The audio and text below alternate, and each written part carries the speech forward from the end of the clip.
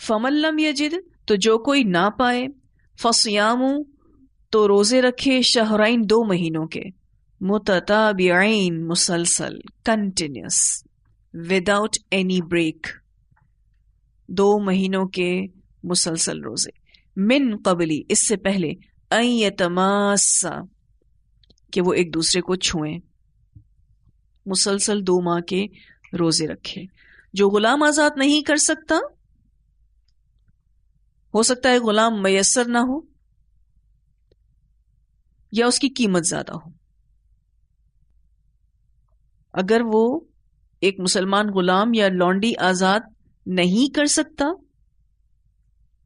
ہو سکتا ہے کہ یہ میسر نہ ہو یا اس کی قیمت زیادہ ہو، تو مسلسل 2 ماہ کے روزے رکھنے ہوں گے۔ فمن لم یستطع تو جو کوئی نا استطاعت رکھتا ہو، یعنی اب روزوں کی بھی استطاعت نہیں رکھتا کوئی، فاطعام تو کھانا کھلانا ہے 60 مسکیناً مسکینوں کو، 60 مسکینوں کو کھانا کھلانا ہوگا۔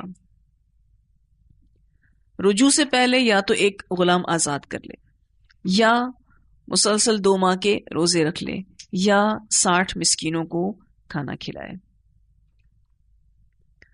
اب صرف ایک جملہ ہی تھا جو منہ سے نکلا تھا، اور اس کی اتنی بڑی پینلٹی، جرمانہ، کفارہ لگایا گیا۔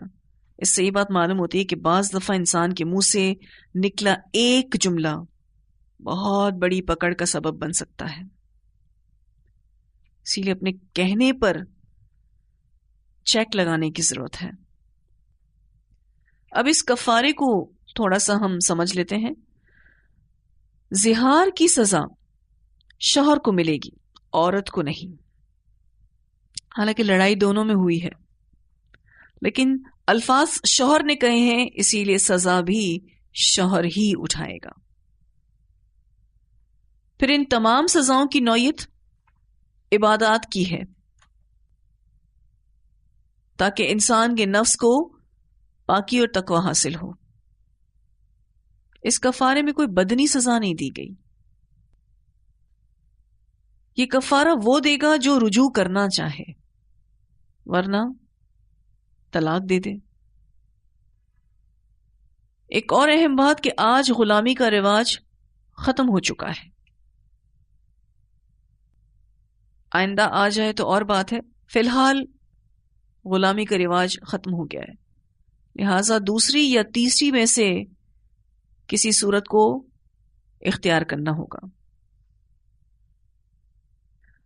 یہ اختیار زہار کرنے والے کے حالات کے مطابق ہوگا۔ مثلا اگر کوئی امیر شخص ہے تو وہ روزے رکھے، غریب انسان ہے تو مسکینوں کو کھانا کھلائے، تاکہ دونوں کو سزا محسوس ہو۔ کیونکہ غریب یہ کہہ لے کہ میں روزے رکھ لیتا ہوں، اور امیر یہ کہہ لے کہ میں 60 مسکینوں کو کھانا کھلا لیتا ہوں، تو پینلٹی فیل نہیں ہوگی نا، سزا محسوس ہونی چاہیے۔ اگر کسی کے روزے میں کوئی شرعی عذر سے بریک آ جاتا ہے تو شروع سے ریپیٹ کرنے کی ضرورت نہیں ہے، لیکن اس کے لیے شرعی عذر ہو، کہ اللہ تعالیٰ کہہ رہے ہیں نا مسلسل روزے رکھنے۔ اگر مسلسل روزے رکھنے میں کوئی ایسے ہی کوئی روزہ چھوڑ دیا تو گنتی پہلے سے شروع ہوگی۔ مثلا کوئی 25 روزے رکھ چکا تھا، 26واں روزہ اس نے ایسے ہی چھوڑ دیا بغیر کسی شرعی عذر کے، تو وہ باقی 25 روزے ضائع ہوئے، اب وہ 1 سے کاؤنٹنگ پھر سے شروع ہوگی۔ لیکن اگر کسی کا شرعی عذر تھا اور اس کا روزہ چھوٹا ہے تو شروع سے دہرانے کی ضرورت نہیں ہے۔ 60 مسکینوں کو کھانا کھلانے کے لیے الگ الگ بھی کھانا کھلایا جا سکتا ہے، یعنی 60 مسکینوں کو بلا کے 60 مسکینوں کو کھانا کھلا دیا جائے۔ یہ بھی ہو سکتا ہے کہ ایک مسکین شخص کو 60 مسکینوں کے برابر غلہ دے دیا جائے۔ یہاں پر جو اللہ تعالیٰ کہتے ہیں فَإِطْعَامُ، تو اس سے مراد 2 وقت کا پیٹ بھر کر کھانا ہے، مسکینوں کو کھانا کھلانا ہے، 60 مسکینوں کو، تو ایک مسکین کا کھانا کیا ہوگا؟ 2 وقت کا پیٹ بھر کے کھانا. صحبت سے پہلے یعنی جسمانی تعلق قائم کرنے سے پہلے کفارہ ادا کرنا ضروری ہے. ادائیگی سے قبل بیوی مرد پر حلال نہ ہوگی. حالانکہ ڈیورس نہیں ہوئی، طلاق نہیں ہوئی، لیکن جو بری بات بولی منہ سے اس کی سزا ہے کہ اب جب تک کفارہ ادا نہیں ہوگا بیوی مرد پر حلال نہیں ہوگی. اب جس کو کفارہ دینا ہے اگر اس کے حالات ایسے نہیں کہ وہ ان میں سے کوئی بھی کفارہ ادا کر سکے تو پھر ایسے نادار شخص کی صدقہ وغیرہ سے مدد کی جا سکتی ہے، بلکہ کرنی چاہیے. یہ جو مسئلہ آیا تھا خولہ بنت ثعلبہ کا، انہی کے ساتھ یہ ایشو تھا کہ جب یہ کفارے کی آیتیں اتری اور نبی اکرم صلی اللہ علیہ وسلم نے ان کے سامنے یہ سارا بیان کیا تو اس نے کہا کہ میرا شوہر تو نادار ہے، یعنی وہ غلام آزاد نہیں کر سکتا، اس کے پاس تو اتنے پیسے ہی نہیں ہیں. پھر وہ 2 مہینے کے روزے بھی نہیں رکھ سکتا کیونکہ وہ بوڑھا آدمی ہے، اور 60 مسکینوں کو کھانا کھلانا بھی اس کے لیے مشکل ہے کہ مالی وسعت ہی نہیں. آپ صلی اللہ علیہ وسلم نے فرمایا میں ایک عرق یعنی ٹوکرا سمجھ لیجئے، ایک پیمانہ ہے، کھجور دے کر اس کی مدد کروں گا کہ یہ اپنا کفارہ ادا کرے. تو اس پر خولہ بنت ثعلبہ رضی اللہ تعالی عنہا نے کہا کہ میں بھی ایک وسق کھجور دے کر اس کی مدد کروں گی. وسق بھی آپ کس سمجھ لیجئے ایک ٹوکرا برابر. آپ صلی اللہ علیہ وسلم نے فرمایا یہ بہت بہتر ہے، جا اپنے چچا زاد کے ساتھ سلوک کر. ان کے ہسبینڈ جو تھے وہ ان کے کزن ہی تھے. چنانچہ حضرت خولہ نے ایسا ہی کیا. یہ حدیث مسند احمد میں آتی ہے. تو سپورٹ کر کے کفارہ ادا کروا لینا چاہیے تاکہ وہ اپنی بیوی کے پاس دوبارہ جا سکے. ذَلِكَ لِتُؤْمِنُوا بِاللَّهِ، یہ تاکہ تم ایمان لاؤ اللہ پر، وَرَسُولِهِ اور اس کے رسول پر. یہ تو مسلمان تھے، اللہ تعالیٰ ایسا کیوں کہہ رہے ہیں؟ یہ تاکہ تم ایمان لاؤ اللہ پر اور اس کے رسول پر. وہ اس لیے کہ گناہ کرتے وقت ایمان کمزور ہو جاتا ہے، اس لیے ایمان کو تر و تازہ کرو. یہ کفارہ تم مسلمانوں کے لیے ہے، تم مسلمان جو اللہ اور اس کے رسول پر ایمان لاتے ہو ان کے لیے ہے، ورنہ یہ کفارہ کافروں کو کون سا کرنا ہے؟ مسلمانوں نے ہی کرنا ہے. تو مسلمانوں کو دوبارہ سے ایمان کو تر و تازہ کرنا چاہیے. جب وہ گناہ کر جاتا ہے تو اس کا ایمان کمزور ہو جاتا ہے. اور ایک اور بات بھی اس حصے سے پتہ چلتی ہے کہ حقوق العباد کی ادائیگی ایمان کا حصہ ہے. ذَلِكَ لِتُؤْمِنُوا بِاللَّهِ وَرَسُولِهِ، یہ تاکہ تم ایمان لاؤ اللہ پر اور اس کے رسول پر، یعنی حقوق العباد کی ادائیگی ایمان کا حصہ ہے. وَتِلْكَ حُدُودُ اللَّهِ، اور یہ حدود ہیں اللہ کی. وَلِلْكَافِرِينَ، اور کافروں کے لیے. عذاب علیم، عذاب ہے دردناک. وَتِلْكَ حُدُودُ اللَّهِ، یہ اللہ کی حدود ہیں، جس میں پہلی بات یہ ہے کہ زہار سے طلاق نہ ہوگی. دوسری بات، زہار بہت بڑا گناہ ہے، کوئی اس کو نہ کرے. یہ اللہ کی حدود ہیں، فاؤنڈیشنز ہیں. اور تیسرا معنی کہ اگر کوئی یہ گناہ کر بیٹھے تو اس کی معافی کفارے کے ساتھ ہے. کیوں؟ کیونکہ یہ اللہ کی حدود ہیں. پھر فرمایا وَلِلْكَافِرِينَ، اور کافروں کے لیے. عذاب علیم، عذاب ہے دردناک. یہاں پر کافر اس کو کہا جا رہا ہے جو حکم پر عمل نہ کریں. یعنی کوئی شخص کفارہ ادا کیے بغیر اپنی بیوی سے صحبت شروع کر دے، اس کو یہاں کافر کہا جا رہا ہے. یا پھر اللہ کی اس وضاحت کے باوجود بھی اپنی بیوی سے صحبت کو حرام ہی سمجھتا رہے. اللہ تعالیٰ نے یہاں پر اچھے سے واضح کر دیا ہے کہ جو کفارہ ادا کر لے تو پھر بیوی اس کے لیے حلال ہے، لیکن وہ اللہ کی اس وضاحت کے باوجود بھی اپنی بیوی سے صحبت کو حرام سمجھتا رہے تو ایسے کافر کو پھر دردناک عذاب ہوگا.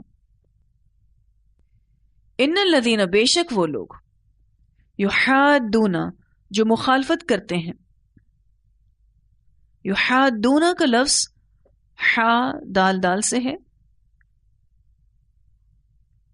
حاد کہتے ہیں دشمنی رکھنا، مخالفت رکھنا. ایسی دشمنی جس سے انسان غضبناک ہو کر مقابلہ اور انتقام کرنے پر آ جائے. جب انسان کسی کی دشمنی یا مخالفت میں ہوتا ہے تو اپنی حد میں نہیں رہتا، یا اپنی حد میں رہنا مشکل ہوتا ہے. اسی لیے یہ لفظ استعمال ہوا یحادون، جو مخالفت کرتے ہیں، جو دشمنی کرتے ہیں.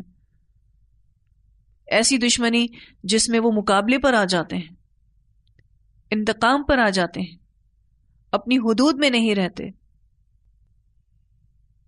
ان الذین، بے شک وہ لوگ، یحادون، جو مخالفت کرتے ہیں اللہ کی، ورسولہ، اور اس کے رسول صلی اللہ علیہ وسلم کی، کبتو، ذلیل کیے گئے. ذلیل کیے گئے یعنی اللہ کے غصے کے ساتھ. کبتو کا لفظ کبتا سے ہے، کسی کو غصے کی حالت میں رسوا کرنا اور دھکے مار کر باہر نکال دینا اور ہلاک کر دینا. اب یہ کبتو کا جو لفظ ہے یہ ماضی مجہول کا صیغہ ہے، لیکن یہ مستقبل میں ہونے والے واقعے کے لیے استعمال ہوا ہے. یعنی مستقبل میں ہونے والے واقعے کو ماضی سے تعبیر کر کے یہ واضح کیا جا رہا ہے کہ اس واقعے کا ہونا یقینی ہے. جو اللہ اور اس کے رسول کی مخالفت کرے گا، ان سے دشمنی کرے گا، وہ ذلیل کیے جائیں گے. لیکن مستقبل کے لیے صیغہ ماضی کا استعمال ہوا ہے. وہ ذلیل کیے گئے، کیے جا چکے، اور ایسا اس لیے کیا گیا تاکہ آپ اس ذلیل کیے جانے کے عمل کو یقینی سمجھیں کہ جیسے آپ ماضی میں ہونے والے کسی واقعے کے بارے میں یقینی کیفیات رکھتے ہیں، اس کے لیے بھی ایسی ہی یقینی کیفیت رکھیے. اب یہاں پر سب سے پہلے تو مشرکین مکہ کی بات ہو رہی ہے کہ مشرکین مکہ ذلیل کیے جائیں گے، جو کہ ایک طرح کی پیشن گوئی تھی کہ مستقبل میں ایسا ہونے والا ہے. جنگ بدر میں مشرکین مکہ کا جو حال ہوا، پھر اس کے بعد بھی آپ دیکھیں جتنی بھی جنگیں ہوئیں، جنگ احزاب لے لیں، اس میں مشرکین مکہ تھے. جو بھی اللہ اور اس کے رسول کی مخالفت کرے گا، دشمنی کرے گا، تو وہ ذلیل کیے جائیں گے. کما، جیسا کہ کبتا، ذلیل کیے گئے، الذین، وہ لوگ، من قبلہم، جو ان سے پہلے تھے. الذین من قبلہم سے مراد گزشتہ امتیں ہیں جو مخالفت کی وجہ سے ہلاک ہوئیں. اللہ تعالیٰ کہتے ہیں پہلے جن لوگوں نے مخالفت کی، جیسے وہ ہلاک ہوئے، یہ بھی ہلاک کر دیے جائیں گے. وقد، اور تحقیق، انزلنا، نازل کی ہم نے، آیات بینات، آیات روشن، وللکافرین، اور کافروں کے لیے، عذاب مہین، عذاب ہے رسوا کرنے والا. اس آیت میں آپ دیکھیں تو اللہ تعالیٰ نے ان کی رسوائی کی بات کی ہے، کبیتو کے لفظ کے ساتھ اور عذاب مہین کے لفظ کے ساتھ. اسی پتہ چلتا ہے کہ جرم اور سزا میں مماثلت ہوتی ہے. انہوں نے اللہ اور اس کے رسول کی مخالفت کی، ان کو رسوا کرنے کی کوشش کی. اللہ تعالیٰ ان کو دنیا والآخرہ میں رسوائی دے گا. آپ یحادون اللہ و رسولہ کی کئی صورتیں اپنے آس پاس دیکھ سکتے ہیں. مثلا اللہ کے حکم کو نہ ماننا یحادون اللہ و رسولہ ہے. اسی طرح سے دین کا مذاق اڑانا، اللہ کے بنائے ہوئے قوانین کو نظر انداز کرنا، ان کو غیر مہذب کہنا، ان کو ناقابل عمل کہنا، یہ سب یحادون اللہ و رسولہ میں آتا ہے. جو اللہ کا حکم نہ مانے، جو مذاق اڑائے، جو اللہ کے بتائے ہوئے قوانین کو نظر انداز کرے یا ان قوانین کو غیر مہذب کہے یا ناقابل عمل کہے، یہ سب اللہ اور اس کے رسول کی مخالفت میں کھڑے ہیں. سب ذلیل کیے جائیں گے، دنیا میں بھی اور آخرت میں بھی. دنیا میں کہاں سے پتہ چلتا ہے؟ کبیتو کما کبیت الذین من قبلہم، یہ دنیا میں رسوائی مراد ہے، اور آخرت میں رسوائی وللکافرین عذاب مہین سے واضح کی جا رہی ہے. یوم، جس دن، قیامت کے دن مراد ہے. یبعثہم اللہ، اٹھائے گا ان کو اللہ، جمیعاً سب کو اٹھائے گا، کسی ایک کو بھی نہ چھوڑے گا. فَيُنَبِّئُهُمْ، پھر وہ آگاہ کرے گا ان کو، بما عملوا، ساتھ اس کے جو انہوں نے عمل کیے، یعنی ہر انسان کے سامنے اس کے اعمال آ جائیں گے. احصاہ اللہ، گن رکھا ہے اس کو اللہ نے. اللہ تعالیٰ نے ان گناہوں کو گن رکھا ہے. احصاہ، ہو کی ضمیر اعمال کی طرف جا رہی ہے. ایک ایک چیز نامہ اعمال میں لکھی ہوئی ہے. وَنَسُوهُ، اور وہ بھول چکے ہیں اس کو. یعنی انسان بھول چکا ہے اپنے گناہوں کو، لیکن اللہ نے اس کو لکھ رکھا ہے. انسان دنیا میں بے شمار گناہ کے کام کرتا ہے جنہیں وہ اہمیت نہیں دیتا، اس وجہ سے وہ اسے یاد نہیں رہتے، لیکن اللہ نے تو پورا نامہ اعمال تیار کر رکھا ہے. واللہ، اور اللہ تعالیٰ، علی کل شیء شہید، ہر چیز پر گواہ ہے. اللہ تعالیٰ کے لیے کچھ مشکل نہیں سب کے اعمال کو سامنے لانا، کہ اللہ سبحانہ تعالیٰ ہر چیز پر گواہ ہے. اللہ کے لیے غیب بھی ایسے ہے جیسے ظاہر. اللہ کے لیے کوئی چیز چھپی ہوئی نہیں. اب اللہ تعالیٰ نے تو گناہوں کو گن رکھا ہے، اعمال کو گن رکھا ہے.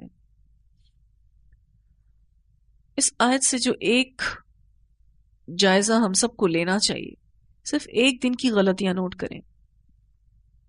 میں اور آپ اس کام کو کر ہی نہیں پائیں گے. کبھی کیا ہو آپ نے ایک دن میں کتنے گناہ ہوئے اس کو گنا ہو؟ نہیں، ہم نے کبھی بھی یہ کام نہیں کیا. کوئی جھوٹ، کوئی غیبت، کوئی چگلی تو ہم نہیں کر جاتے. بہت کم ہمیں اس بات کا احساس ہوتا ہے کہ ہم غلط ہیں، اور پھر ان گناہوں کو ہم ویلیو نہیں کرتے، اس لیے وہ ہمیں یاد بھی نہیں رہتے. اللہ تعالیٰ کہتے ہیں احصاہ اللہ، اللہ تعالیٰ نے تو اس کو شمار کر رکھا ہے، گن رکھا ہے. وَنَسُوهُ، البتہ یہ بھول گئے ہیں، انسان بھول گیا ہے. اللہ تعالیٰ نے اس کو گن رکھا ہے کیونکہ واللہ علی کل شیء شہید، اللہ تعالیٰ ہر چیز پر گواہ ہے. اللہ نہیں بھولے گا. اور کل قیامت کے دن ایک ایک کوتاہی، غلطی سامنے لائی جائے گی. اچھا، اس کو یاد بھی آنے لگے گی انسان کو. تو اسی لیے ہم سب کو جو ہماری غلطیاں یاد ہیں یا جو نہیں یاد ہیں، جو دانستہ ہیں جو نادانستہ ہیں، ان سب کے لیے اللہ سے معافی مانگنے کی ضرورت ہے کہ یا اللہ تو ہمارے ہر گناہ کو معاف کر دے، ہمارے نامہ اعمال کو صاف کر دے اپنے رحم و کرم سے، کیونکہ ہمیں کتنے گناہ تو یاد ہی نہیں، کتنی غلطیاں کوتاہیوں کا تو ہمیں احساس ہی نہیں. یا اللہ ہی ہے جو اپنے رحم و کرم سے ہمیں معاف کرے. اتنی آیات کی تلاوت سنتے ہیں، پھر آگے پڑھیں گے انشاءاللہ. اعوذ باللہ من الشیطان الرجیم بسم اللہ الرحمن الرحیم قد سمع اللہ قول التي تجادلك في زوجها وتشتكي إلى الله واللہ يسمع تحاوركما ان اللہ سمیع بصیر. الذین یظاہرون منکم من نسائهم ما هن أمهاتهم إن أمهاتهم إلا اللائي ولدنهم وإنهم ليقولون منكرا من القول وزورا وَإِنَّ اللَّهَ لَعَفُوٌّ غَفُورٌ. وَالَّذِينَ يُظَاهِرُونَ مِن نِّسَائِهِمْ ثُمَّ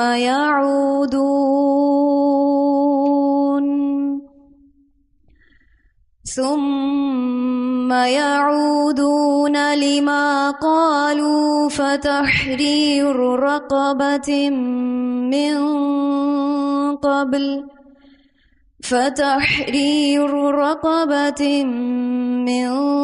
قبل أن يتماسا